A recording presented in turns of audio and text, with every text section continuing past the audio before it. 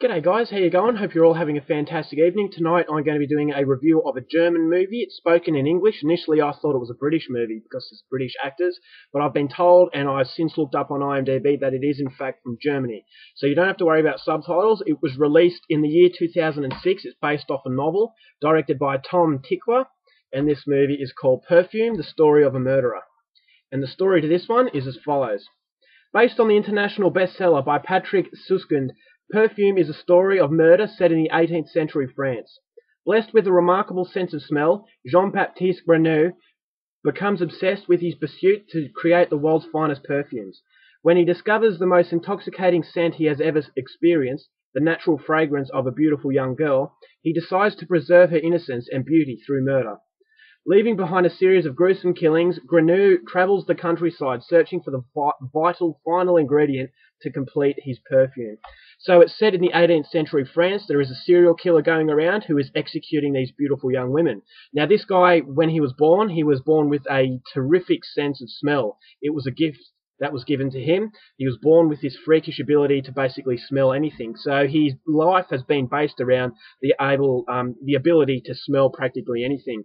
So he becomes obsessed with a perfume, and he wants to create the world's best perfume and to completely wipe everyone's socks off. So in order to do this, he becomes obsessed. He is trying to find that really special ingredient, and he ends up accidentally killing this woman, and he finds out that her scent is the scent that he has been looking for. So he ends up turning into a serial killer. He's picking off all these beautiful young women, and he needs to learn how to preserve their smell. So this all adds up to a fairly memorable climax. So if you want to know how it unfolds, and you have read the book and you want to see what the film's like, or if you haven't read the book like me and you want to see what the movie is, it's a very interesting concept. So I'm not going to tell you any further. If you want to know how it unfolds, please go out there and see it for yourself. Now, my thoughts on the film. A lot of people say that you have to read the book before watching this movie, otherwise you won't really appreciate it as much. For me, that is a really bad sign, because I feel that if you have to read a book before watching a movie, then I feel that the movie doesn't really have much going for it. So I hadn't read the book, so I can't compare the two. I can't tell you whether or not it was better or whatever. So my opinion is based entirely on the movie. Now, what I got for the film was a very ambitious project. It's a very visually stunning film, and it's kind of like you can smell what the characters are smelling because of how powerful the visuals are. Kind of like a surrealistic sort of world. I thought the director captured the essence of 18th century France brilliantly. I thought there was a contrasting difference between upper class France and the lower class. Lower class being very, very dirty. And it was kind of like a film in two halves. The first half was Grenouille's upbringing, which was very brutal and very dirty. And then you've got Grenouille, he's making his way up the social chain. So, as I said, very, very colourful, very visual, stunning. It's a feast on the senses. So as far as filmmaking is concerned, the director has done a very, very good job.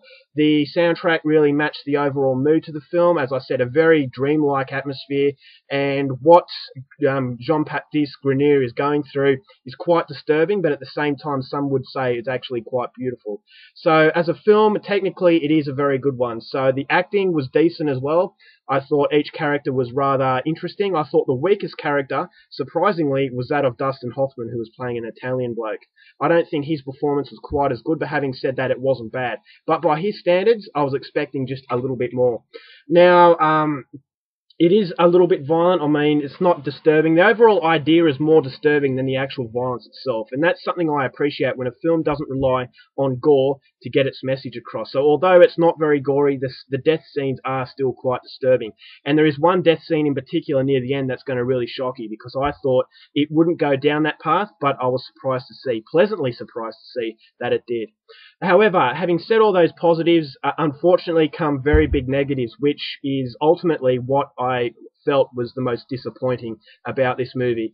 Overall, a very ambitious project. The director made a big risk in taking the film the way he did, and unfortunately it falls well short for me.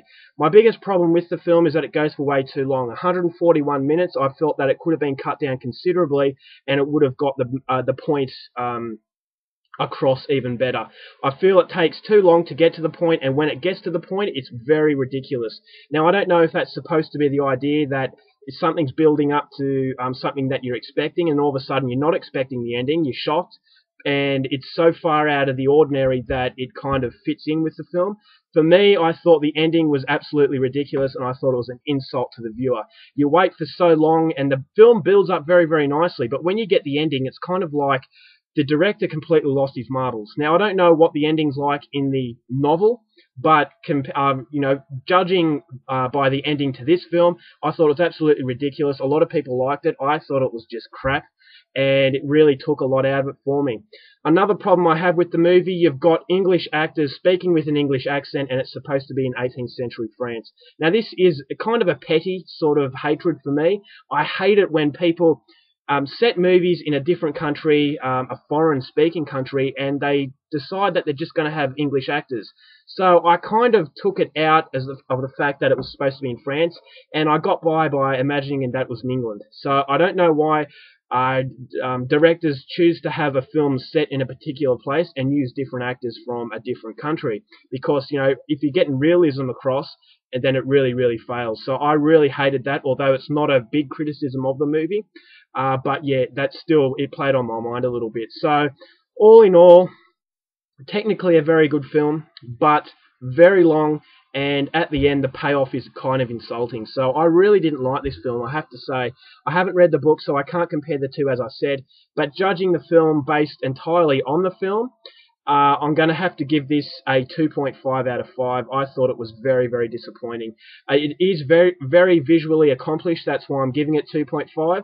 But yeah, it's definitely not a film that is coming recommended. I'm not going to watch this again. And I thought that, the ending really made me angry, because it was just absolutely ridiculous. It goes against everything that the film is building up, and it's just ludicrous as far as I'm concerned. So 2.5 out of 5 for Perfume. I was expecting a lot better, but that is definitely something that I did not get with this one. Alright guys, that's my review. Hope you enjoyed it. Till next time, take care of yourselves, keep watching movies, and I'll see you later. Bye.